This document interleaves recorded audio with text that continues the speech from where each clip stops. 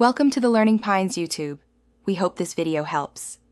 You'll start by confirming prerequisites so nothing interrupts the reset. First, check your iPhone model and iOS version in Settings General About.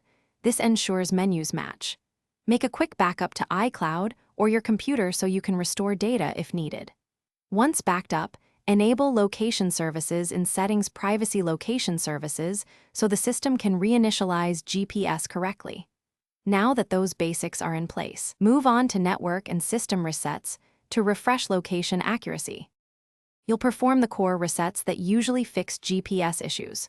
First, reset network settings from Settings General Reset Network Settings. This clears Wi-Fi, Bluetooth, and cellular settings, which often interfere with assisted GPS.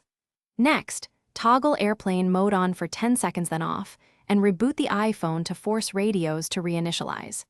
After rebooting, reset location and privacy in Settings General Reset Location and Privacy to restore default permissions, and finish by validating the fix and knowing what to try next.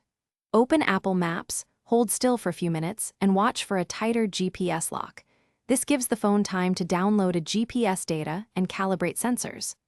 Make sure iOS and your navigation apps are updated, because software fixes often resolve persistent errors.